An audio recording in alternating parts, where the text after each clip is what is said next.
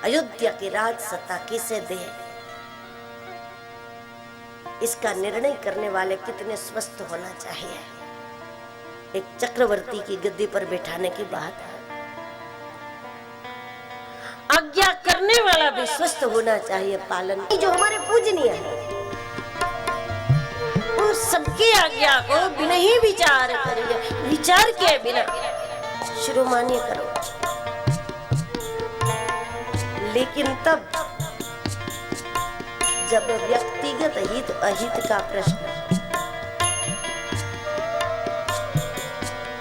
जब जनहित का मामला है, राष्ट्र के मंगल का प्रश्न है, करोड़ों के हित का प्रश्न है, तब बिना विचार करिए शुभ जाने नहीं। तब आज्ञा करने वाले भी विचार पूर्वक आज्ञा करें और पालन करने वाला भी विचार पूर्वक आज्ञा का पालन करे, क्योंकि ये कोई पारिवारिक मामला नहीं है, ये तो देश के हित की बात है।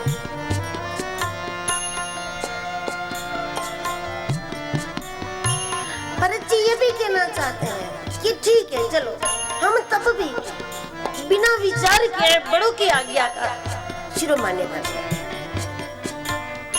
बड़ों की आज्ञा को बिना विचार के हम शिरोमान्य कर सकते हैं, लेकिन तब कि जब बड़े विचार पूर्वक आज्ञा करें, जब आज्ञा करने वाला विचार पूर्वक करे तो हम बिना विचार के पालन कर ले चलो। लेकिन जब आज्ञा करने वाला विचार पूर्वक नहीं करता तो पालन करने वाले को तो करना ही पड़ेगा ना।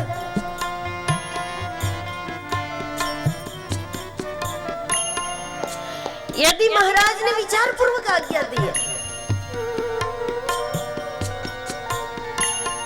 तो फिर मेरा राज तिलक देखने के लिए खुद क्यों नहीं रहे? मतलब कि ये कोई प्रसन्नता पूर्वक तो आज्ञा है ना पिता की मेरे लिए।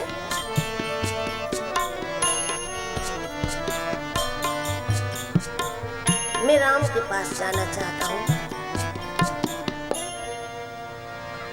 भरत जी कहते हैं कि हम सभी को वैचारिक स्वस्थता प्राप्त करना है तो इसका इलाज राम है, राम दर्शन है, राम नाम है, राम भजन है।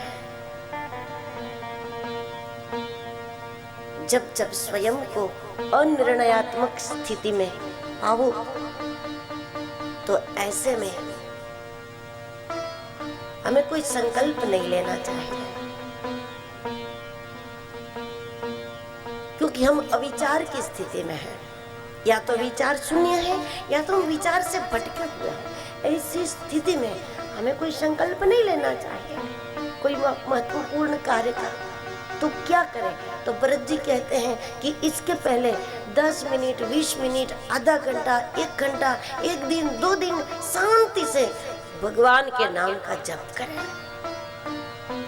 पहले राम भजे, कोई पवित्र स्थान में जाकर के बैठे, प्रभु के दर्शन करें, पवित्र भूमि का स्पर्श करें और परमात्मा के नाम का शांति से जप करें। और राम भजन करते करते करते जब हमारी वैचारिक स्थिरता बने, उसके बाद हमें कोई निर्णय करना चाहिए। पहले राम, बहुत सही है। चाहे पारिवारिक हित का कोई निर्णय हो या फिर समाज के हित का कोई निर्णय हो, लेकिन निर्णय तो स्वस्थ चित्त से ही लेना चाहिए ना।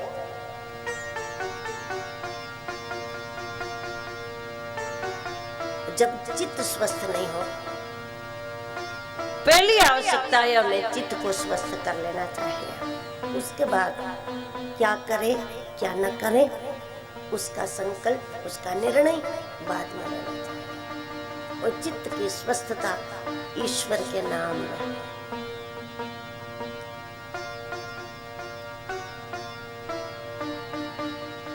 तुलसीदास जी बार बार अपने मन को यही कहते रहे कि तुम भजन करो, भजन करो, भजन करो, राम भजो, राम भजो, तुम राम भजो। और उसके बाद फिर राम भजन के प्रकाश में तुझे जो प्रेरणा मिले वो करो,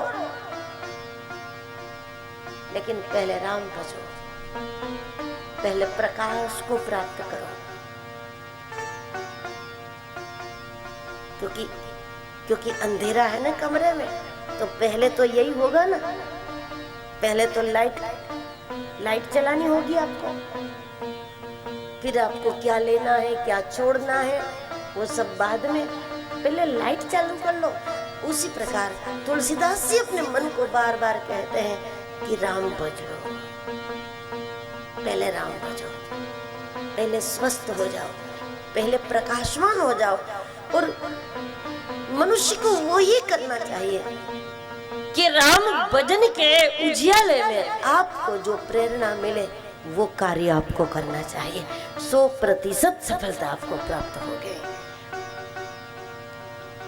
लोग भजन के प्रकाश में निर्णय नहीं लेते, लोग देखा देखी से निर्णय लेते हैं। उसने मंदिर बनाया तो हम भी बना लें, हम भी कम नहीं है, और बिल्कुल उसके बगल में बना हुआ ताकि उसको पता चले।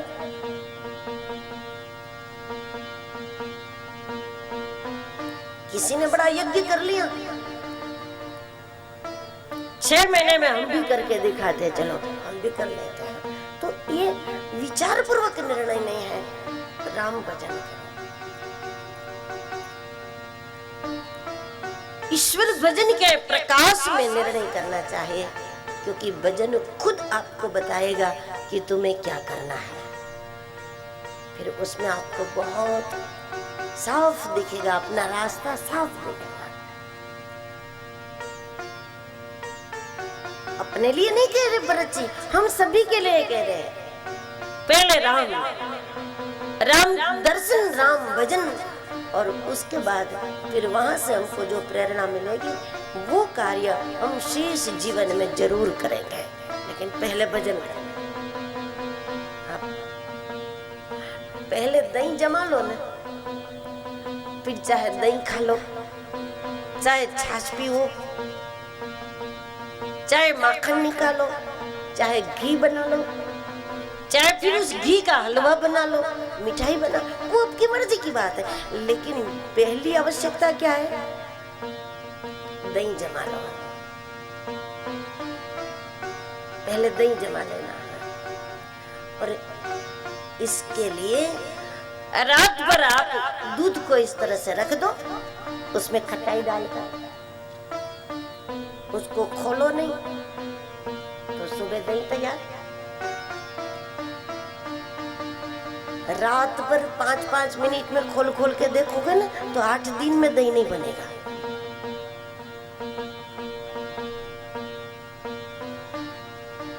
चरासी खटाई डाल दी और ढक के रख दो, भूल जाओ, सो जाओ, सुबह दही तैयार। फिर आप चाहे दही, चाहे घी, चाहे जो चाहे मिठाई बना लो, घी से सब हो सकता है उससे, लेकिन दही पहले जमा लेना चाहिए। मनुष्य को देखा देखी से निर्णय करने के पहले एक बार अपने इष्ट के भजन तथा क्रम को आप जानते भी है। पहुंचना चित्रकूट है, चित्त को शुद्ध करना है, चित्त को कुटना है। चित्रकूट पहुंचना क्या है? चित्त को कुटना है। जब कोई आकार बन जाता है ना चित्त का, जिसका चित्त संसाराकार बन गया है, विषयाकार चित्त बन गया है, तो कैसे रामाकार बनेगा? पहले तो कूटना पड़ेगा ना। चित्त को कूटो, और चित्त को कूटने का उपाय ज्ञान है।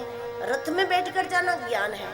ब्राह्मण देवता गुरुजन रथ में बैठकर गए, माताएं पालकी में बैठकर गई है। भक्ति का मार्ग है चित्त को कूटे और अश्व पर जाना, ये कर्म योगियों का मार्ग है।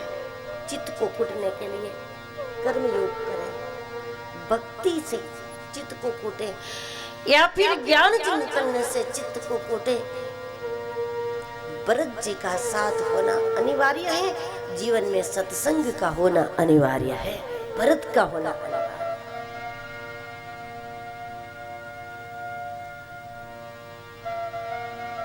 तो तीन में से कोई भी मार्ग आप चुन सकते हैं, ज्ञान, भक्ति या कर्म, तीन में से किसी भी मार्ग से आप अपने चित्त को कूट करके, संसाराकार था उसको कूट करके आप फिर उसको रामाकार बना लोगे। लेकिन इसके लिए भरत का होना जरूरी है, क्योंकि चित्त को कूटना है किससे? किससे कूटोगे? संत और सदगुरु के वचनों के प्रहार से चित्त को कूटना। वचन प्रहार है, वचनों के प्रहार से, क्योंकि वस्तु को कूटना है तो उस पर प्रहार करना पड़ता है। चित्त को कूटने के लिए संत के वचनों का प्रहार चाहिए, गुरुजनों के सूत्रों का प्रहार चाहिए, और गुरुजनों के वचन शस्त्र भी है और शास्त्र भी है। मंत्र मूलम गुरु वाक्यम, गुरु वचन शास्त्र भी है और गुरु वचन शस्त्र भी है। सदगुरु के शब्द की शिकार बनकर के गिरे, ऐसे शब्द गुरुजनों के, संतों के बाण जैसे वचन जब छूटते हैं ना, संत वचन वेदक होते हैं। संत कड़वा नहीं बोलते, संत मीठा भी नहीं बोलते, संत वचन वेदक होते, बाण होते। सदगुरु के शब्द की शिकार बनकर के गिरे,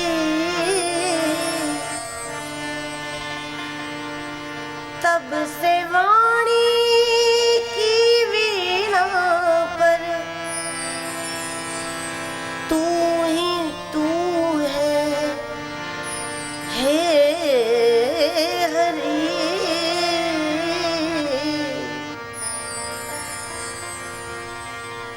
नाथ तेरी ही कृपा, अब हम नहीं नादान है, नाथ तेरी कृपा, हम नहीं नादान है, नाथ तेरी कृपा, हम नहीं नादान है, जोगिया तेरी गली, जोगिया तेरी गली के, हम नहीं अनजान है, जोगिया तेरी गली, हम नहीं नादान है, जोगिया तेरी गली के, हम नहीं अनजान है, जोगिया तेरी गली के, हम नहीं अनजान है, नाथ तेरी कृपा, अब आपकी पहचान है, नाथ तेरी कृपा, आपकी पहचान है, नाथ तेरी कृपा, आपकी पहचान है,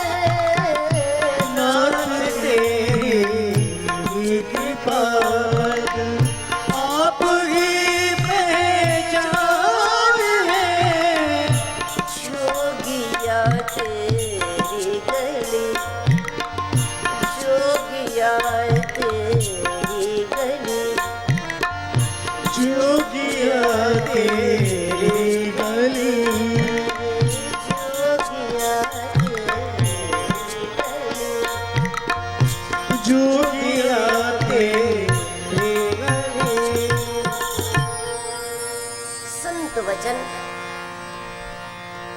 गुरु वचन अनुभव से भरे हुए वचन होते हैं,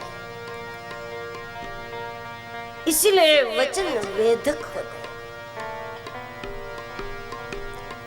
जो छेद करने का काम करते हैं वेदक वचन होते हैं, जो चित्त को कूटने के लिए जरूरी है। भरत जी की यात्रा से चित्रकूट पहुंचना, इसका मतलब है सत्संग करते करते करते धीरे धीरे अपने चित्त को कूटना और संसाराकार चित्त को ब्रह्माकार बना देना, चित्रकूट पहुंचना। मार्ग में गुहराज भी जुड़ गए। इस मार्ग में 9 विश्राम हुए हैं, क्योंकि सत्संग करते करते हमारे चित्त का आकार परिवर्तित हो जाता है। ये क्रिया विश्राम पूर्वक होती है, पता ही नहीं चलता सत्संग करने वाले को कि कैसे जीवन बदल गया, कैसे स्वभाव बदल गया, कैसे हृदय परिवर्तन हो गया। इसमें कोई कष्ट नहीं होने देते। इस प्रकार संत अपने वचनों के द्वारा चित्त को कूट देते हैं। 9 विश्राम है। गुहराज भी जुड़ गए हैं गंगा तट से। प्रयाग तट, भरद्वाज जी के दर्शन, यमुना पार, और इसी प्रकार 9 विश्राम। अयोध्या की जनता ने महसूस किया कि राम के साथ यात्रा करना इतना आसान नहीं है जितना भरत जी के साथ चलना सरल है। क्योंकि राम जी का तो नियम, जो जहां सो जाएगा उसको राम जी वहां छोड़ देंगे। लग गई नींद, निकल गए घर से, गांठ पड़ी तो हरि बोले न हमसे। जिसको जहां नींद आ जाती है ना, भगवान छोड़ देते हैं।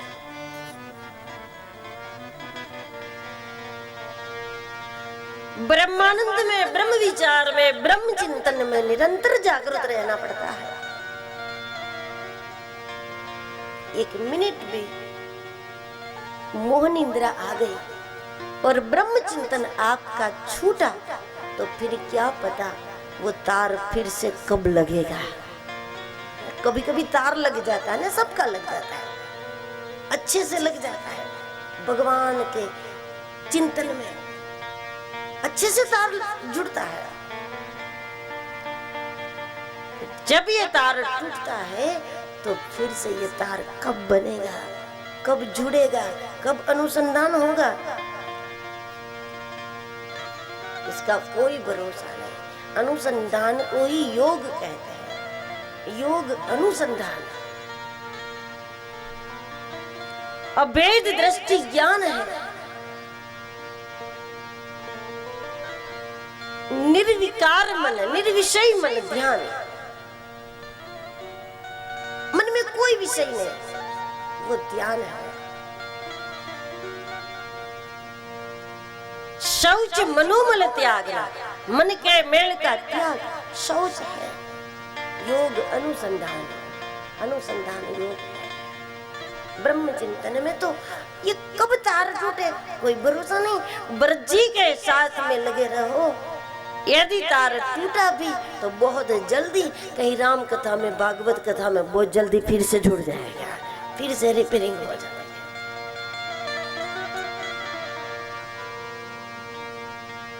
भरत वाली यात्रा से चित्त शुद्ध करना आसान है। राम जी के संग अयोध्या की जनता तमसा तट तक चल पाई थी, वहां सो गई, भगवान ने छोड़ दिया। सुमंत जी गंगा तट तक साथ चले, लेकिन वहां सुमंत जी सो गए, भगवान ने सुमंत जी को छोड़ दिया। गुहराज को भगवान का सानिध्य मिला, वो आगे चला। यमुना पार करने के बाद कहीं गुहराज को भी 1 आध घंटा नींद आ गई होगी, तो भगवान बोले अब जाओ आप। जो जिसको जहां निंदा है वहां ब्रह्म चिंतन छूट गया।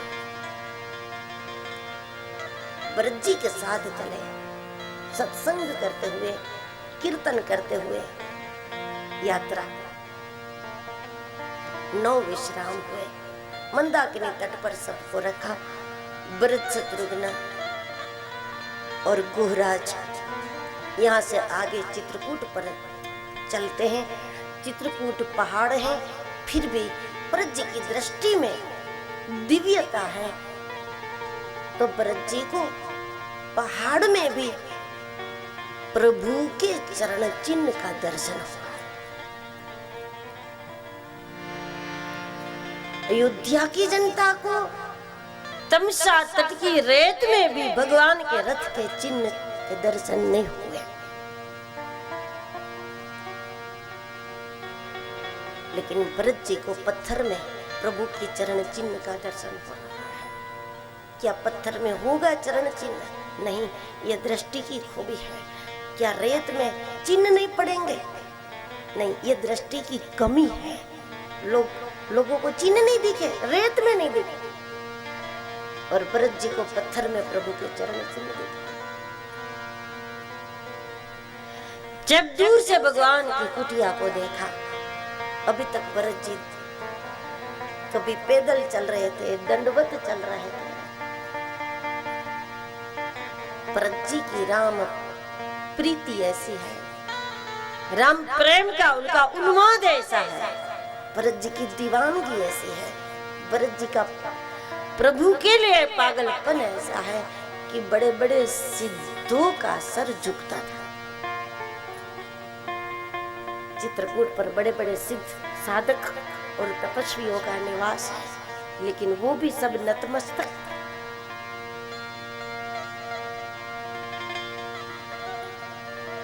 प्रभु की कुटिया देखने के बाद दोट लगाई भरत जी ने। राम जी खड़े थे, बैठे थे कुटिया में, सीता जी बैठी है, लक्ष्मण जी खड़े, ऋषि मुनि है। दोट लगाए, पीछे से प्रवेश करते हुए, दंडवत करते हुए भरत जी बोले, पाहि नाथ कही पाहि भूतल परे लकुट की नाई। लकुट की नाई, लाठी की तरह। अब कर तो दंडवत रहे, दंड की तरफ पड़े, ऐसा नहीं कहा। भूतल परे लकुट की नाई, एक लाठी छोटी सी, क्योंकि राम प्रेम में, राम वियोग में भरत जी की जो स्थिति है, भरत जी का शरीर इतना क्रश हो गया, इतना दुर्बल हो गया।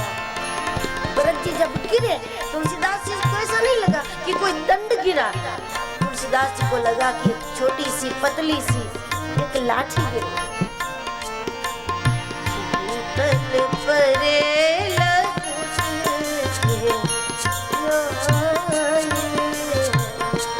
भूतल परे लकुट की नाई।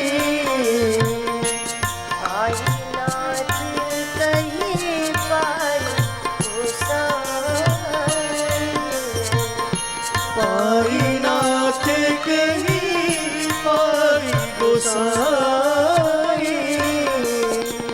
लक्ष्मण जी ने प्रभु को बताया, भगवान ने दोट लगाई, और जब भगवान ने दोट लगाई तो ये समझ लो कि यहाँ से भक्त भगवान बन गया और भगवान भक्त बन गया। अभी तक भरत जी भक्त थे, जो भगवान की ओर दौड़ के आ रहे थे। यहाँ भरत जी खड़े हैं और भगवान ने दोट लगाई तो क्या हुआ? भगवान भक्त बन गए और भक्त भगवान बन गए। अध्यात्म में ऐसा होता है, कुछ समय तक एकाग्रता से भजन करो, फिर भक्त भगवान बन जाएगा, भगवान उसका भगत बन जाएगा, भगवान उसके पीछे पीछे। मैं संतों के पीछे जाऊं, जहाँ जहाँ संत सिधारे, संत चरण रज अंग लगाऊं। भगवान कहते हैं मैं भगत बन जाता हूँ और मेरा भक्त भगवान बन जाता है मेरा, और मैं उनका भगत बन जाता हूँ, मैं उनके पीछे पीछे।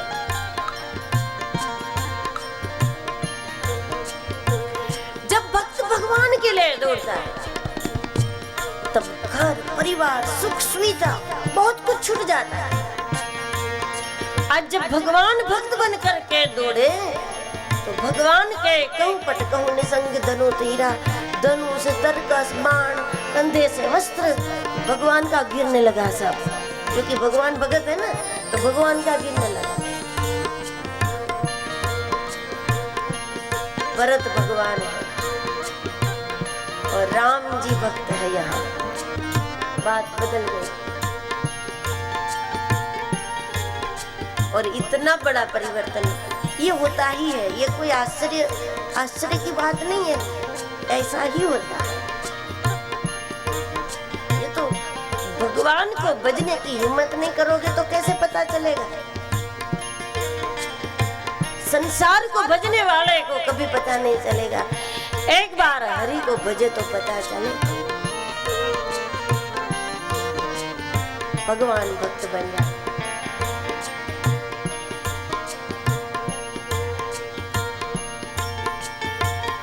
भगवान ने दौड़ लगाई, भगवान भरत जी से मिलते हैं, भरत जी को उठाते हैं, कुशलता पूछते हैं। पूरे समाज को चित्रकूट पर लाया गया। 2 दिन बीतने पर भगवान ने वशिष्ठ जी से कहा कि ये तो जंगल है, यहाँ तो कोई सुविधा हो नहीं पाएगी लोगों के लिए। अब लोग आए थे, लोगों को आना था, मिलना था, ये सब हो गया।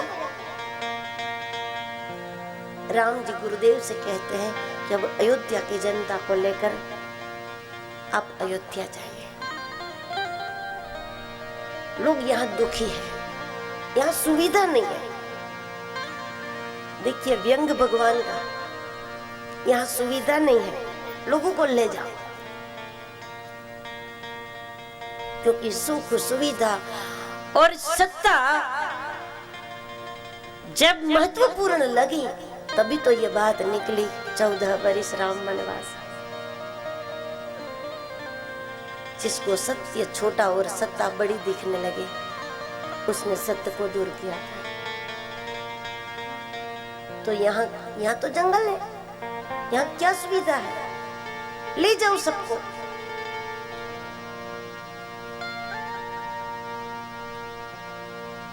तो जैसे राम जी ने व्यंग किया,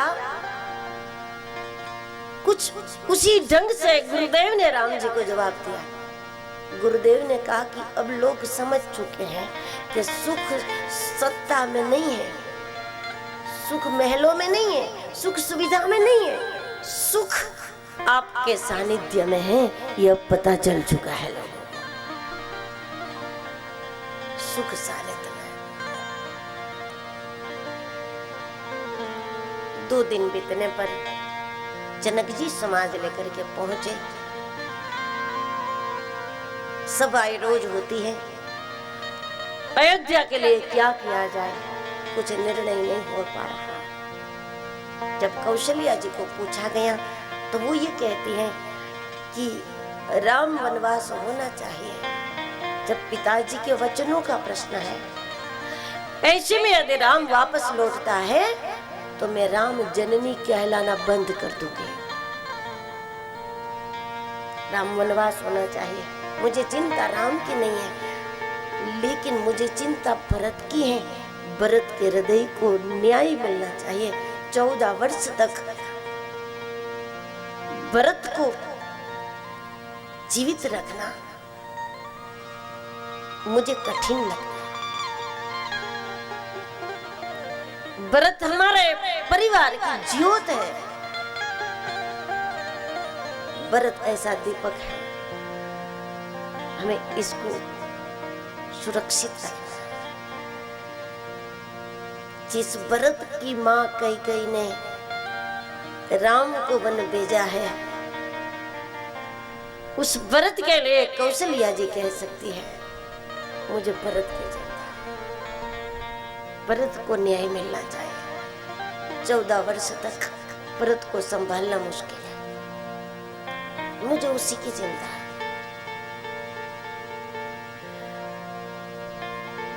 जनक जी को पूछा तो जनक जी ने तो कहा कि हम इस प्रेम, समर्पण और त्याग को समझ ही नहीं पा रहे।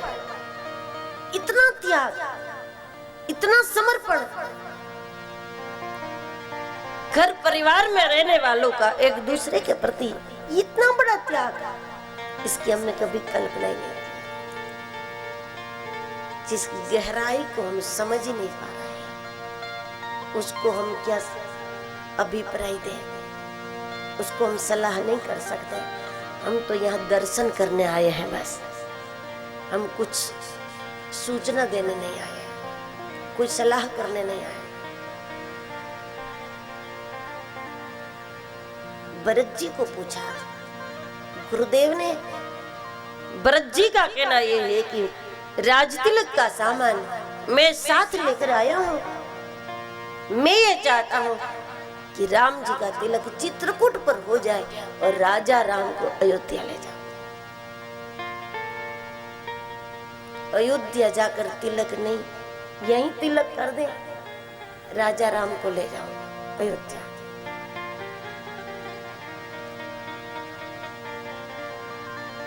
गुरुदेव ने कहा कि ऐसा हो सकता है, शायद ऐसा निर्णय हो सकता है भरत कि राम लक्ष्मण वापस लौटे, उसके बदले में कोई 14 वर्ष बन जाए। ये नहीं कहा कि आप जाओ, कोई जाए। इतना सुनते ही भरत जी नाच उठे।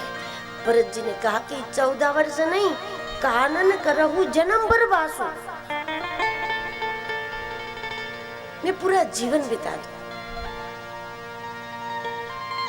यहाँ भी ये साबित होता है, भरत का ये आग्रह नहीं है कि मैं भगवान के आसपास में रहूं, प्रभु के इर्द गिर्द रहूं, प्रभु मुझे साथ ले जाए, ऐसी कोई बात नहीं है। भरत जी की बात यह है कि राम को वन का कष्ट न सहना पड़े, राम जी अयोध्या के महल में रहे और हम इसके बदले में पूरा जीवन ही वन में बिता दे तो भी हम बिता सकते हैं, हम ऐसा कर सकते हैं।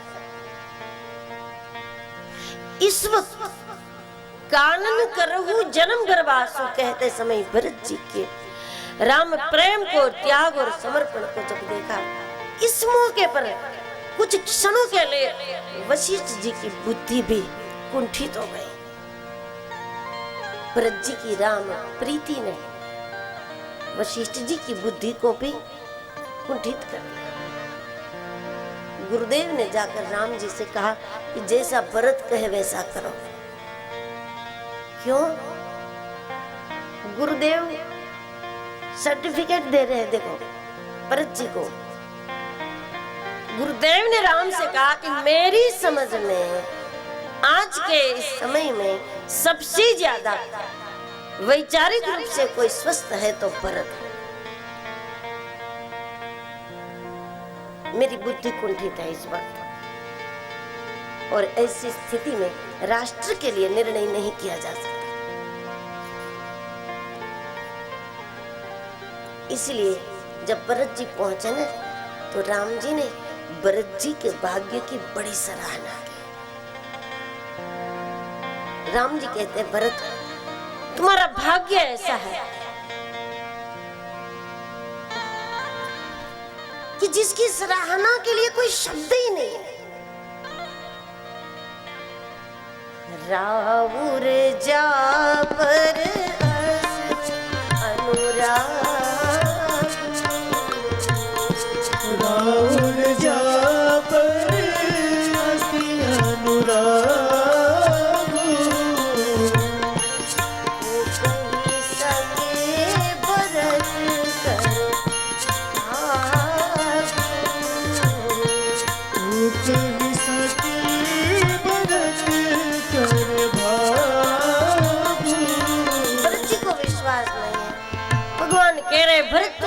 जैसा भाग्य किसी का नहीं। क्या भाग्य, मैं भाग्यवान हूँ कि कई का बेटा हुआ। मैं भाग्यवान हूँ, मेरे कारण आपका वनवास हुआ। भगवान का कहना है कि भरत कई का बेटा होना भी सौभाग्य की बात है।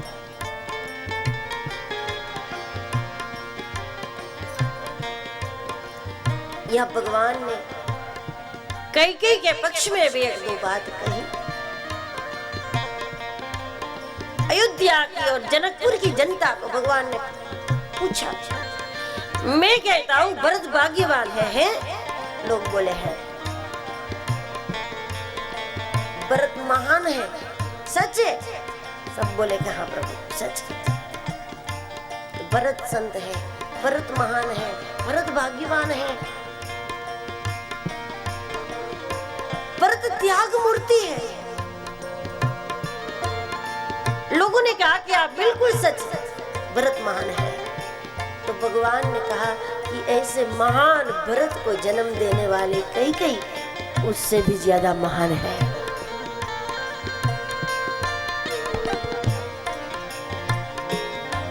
दोष दे जननी जड़ते, जिन गुरु साधु सभा नहीं से।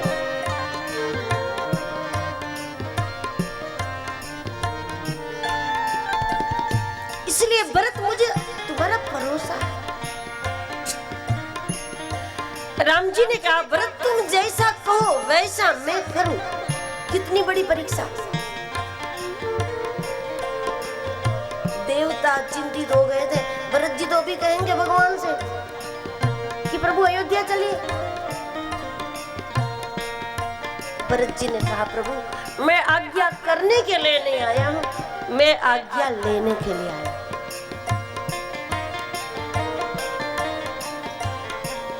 आज्ञा समन सुसाहिब सेवा, सो प्रसाद जन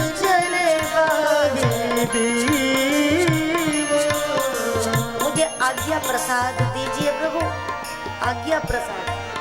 वाह, आज्ञा ही प्रसाद।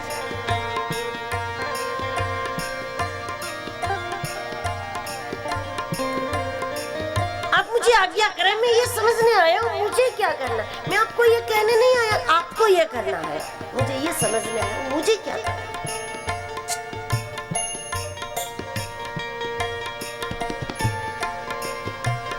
भगवान ने कहा भरत मुझे भरोसा था तुम ऐसे ही कहो, इसीलिए तो भरत मुझे तुम्हारा इतना विश्वास है कि मुझे लगता है कि हमारे दोनों ही काम सिद्ध हो जाएंगे। क्योंकि मैं ये चाहता था कि पिताजी की आज्ञा का पालन यानी मेरा वनवास भी होना चाहिए और जनता की सेवा हमारे पुरखों ने जिस प्रकार की है उसी प्रकार जनता हमारी उपासना है, जनता हमारा भगवान है, ये समझ करके हमें जनता की सेवा करनी। यदि मैं वन जाता था तो सेवा नहीं होती थी, सेवा करता था तो वन नहीं होता था। लेकिन मुझे भरोसा था भरत एक काम तुम संभालोगे दूसरा काम मैं संभालूंगा। पटपटे में कह दिया भगवान कि तुम्हें जनता की सेवा करनी है, मुझे बता।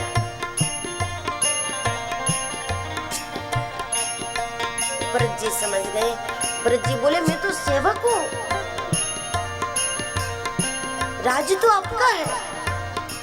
भगवान ने कहा लेकिन मेरे बदले में 14 वर्ष तक तुम्हें सेवा करनी है। भरत जी को चिंता यह है कि कहीं मालिक भाव मेरे मन में आ गया तो, क्योंकि जब तक सत्ता हाथ नहीं लगती ना तब तक कोई भी सत्ताधीश जनता को हाथ जोड़कर ही बात करते हैं। झोपड़े में जाकर भी हाथ जोड़ते हैं। जैसे ही सत्ता हाथ लग जाती है फिर हाथ जुड़वाते हैं।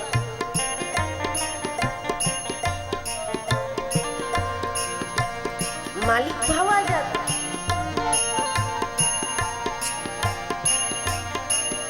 मालिक भाव से मुझे बचाओ। भगवान ने मालिक भाव से बचने के लिए प्रभु करी कृपा पावरी दिन सादर भरत शीस धरनी। चरण पादुका दी। चरण पादुका को अपने सर पर धारण करना चाहिए। गुरु की चरण पादुका, इष्ट की चरण पादुका को अपने सर पर धारण करके, उनको शिरमोर समझ करके, उनकी छांव में रह करके, चरण पादुकाओं के छत्र में रह करके जो संसार की व्यवस्था को देखें, उसमें कभी मालिक भाव नहीं आएगा। यदि मालिक भाव आता है ना, तो अर्थ के अनर्थ बहुत है। श्रीमद् भागवत में अर्थ के 12 अनर्थ बताए हैं। पैसों को कहते हैं अर्थ, लेकिन उसके अनर्थ बहुत है। 12 अनर्थ भागवत में बताए। मालिक भाव आ गया तो अर्थ अनर्थ कराता है, और मालिक भाव से बचना है तो इष्ट के चरण पादुकाओं के छत्र में रहना चाहिए। सेवक भाव से हम संभालें। दोनों समाज अयोध्या पहुंचे, चरण पादुका राज सिंहासन पर स्थापित की। भरत जी नंदीग्राम रहते हैं, प्रतिदिन जाते आते रहते हैं, राज की व्यवस्था को देखते हैं, लेकिन मालिक भाव से नहीं, सेवक भाव से देखते हैं। सुख, संपत्ति, सत्ता, इन सारी चीजों को मालिक भाव से नहीं, भगवान के सेवक बनकर सेवक भाव से हमें व्यवस्था करनी चाहिए। मालिक हम नहीं। मेरा साहेब बांसुरी, रूप अनूप रंग सलोना, हाथ में बंसी गले में माला, कोई देखे किस्मत वाला, मेरा साहिब बांसुरी वाला, मेरा साहिब बांसुरी वाला,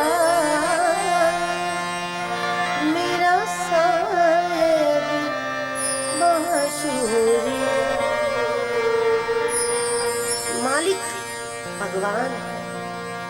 चाहे कम या ज्यादा जो धन संपत्ति हो, स्वयं को सेवक और सेवक भाव बना रहे, इसके लिए चरण पादुका को स्थापित करो, चरणों का दर्शन करो, पादुकाओं की पूजा करो।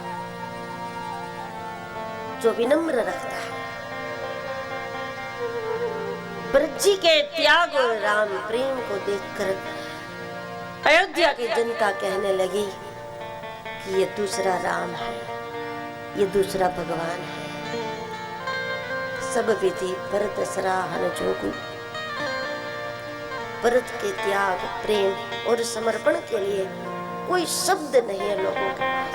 लोग नतमस्तक हैं इस प्रेम के आगे। कैसा राज भगवान के बदले में। भरत जी ने राज की व्यवस्था को देखी और यह निर्णय था कि 14 वर्ष तक संभालूं और जैसा है वैसा का वैसा प्रभु के आते ही प्रभु के हाथों में समर्पित कर दूं। तो ऐसी भगवत कृपा रही, चरण पादुकाओं ने ऐसी कृपा बरसाई कि 14 वर्ष तक किसी की मृत्यु भी नहीं हुई है। अयोध्या में किसी की मृत्यु नहीं हुई।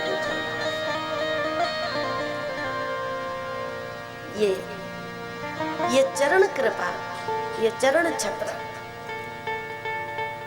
इसलिए अवध कांड के अंत में गोस्वामी जी आशीर्वाद देते हैं, जो भरत चरित्र का श्रवण करे उसे निसंदेह राम भक्ति प्राप्त होगी।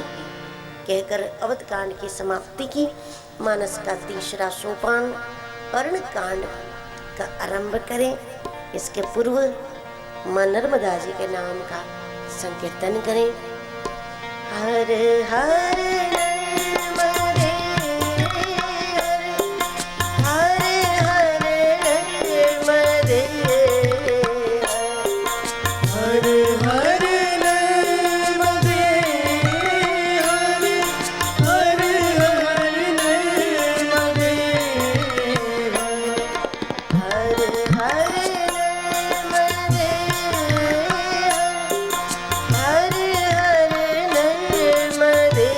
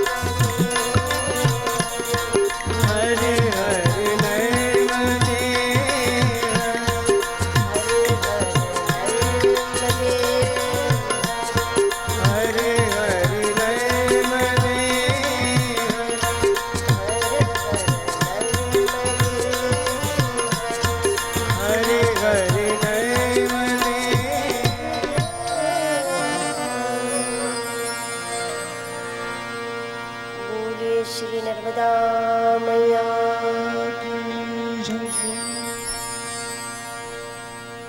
रामचरितमानस का तीसरा कांड अरण्य कांड। जैसे अरण्य यानी कि वन अटपटा होता है जंगल, उसी प्रकार अरण्य कांड भी अटपटा है। मनुष्य के जीवन का वन कांड भी बड़ा अटपटा है। जब आपके उम्र के 50 पूरे हो जाएंगे, उसके बाद उम्र का वन कांड 51 वन कांड सुनिए।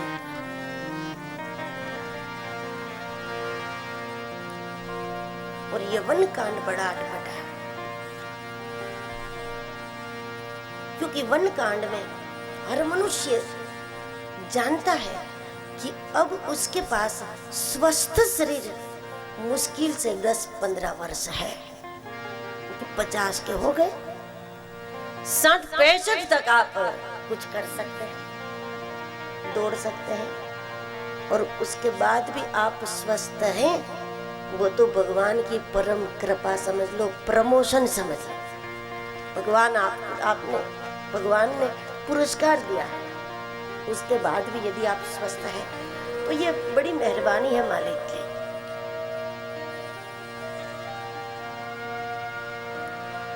वनकांड में मालूम है कि हमारे पास 10-15 वर्ष है स्वस्थ,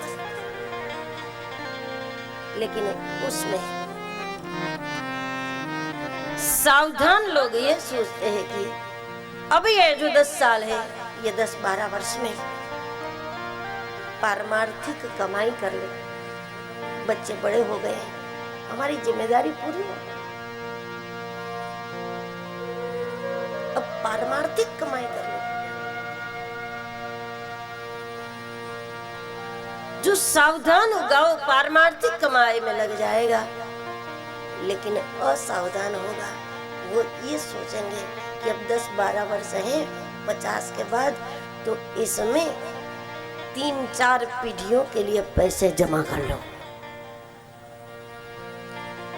और इसके लिए फिर व्यक्ति बेकाबू बनकर अविवेक से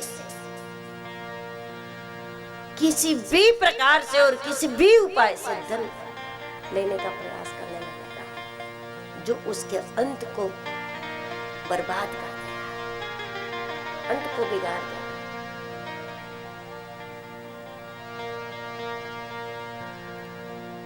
पाप की संपत्ति 3 पीढ़ियों की बुद्धि को प्रभावित करती है। साधन शुद्धि अनिवार्य है।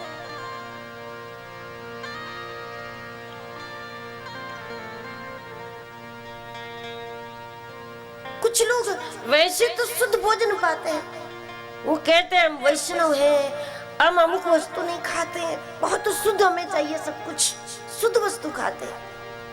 हाँ, लेकिन वस्तु तो शुद्ध है, थाली शुद्ध है, रोटी शुद्ध है, अच्छे से पकाई है उसने, लेकिन जिन पैसों से गेहूं खरीदा है वो पैसे पाप के हैं। तो शुद्ध कैसे रहा? हाथ स्वच्छ है, थाली स्वच्छ है, अच्छे से भोजन पकाया, लेकिन यदि पैसा पाप का है तो फिर जब भोग लगाओगे ना तो भगवान भी मना करेंगे कि हम बीमार हो जाएंगे, हमें नहीं खाना है।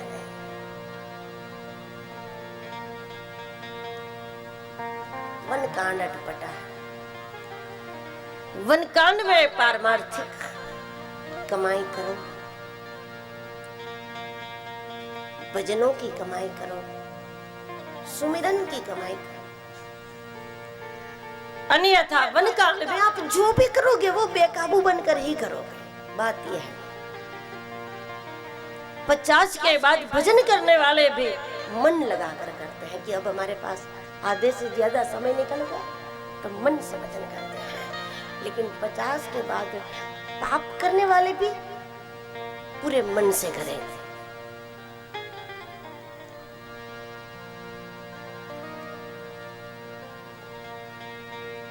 वन कांड का मंगलाचरण 2 श्लोक में किया। भगवान की बड़ी अटपटी लीलाएं है। अरण्य कांड में साक्षात शक्ति का अपहरण, शक्तिशाली का भी कोई नाम नहीं लेते हैं, जबकि यहाँ तो साक्षात शक्ति का अपहरण हुआ रावण के द्वारा। ऐसी अटपटी लीलाएं अरण्य कांड से भगवान शुरू करेंगे। और ऐसी लीला भगवान क्यों करेंगे, इसकी स्पष्टता अरण्य कांड के आरंभ में ही गोस्वामी जी ने रखी।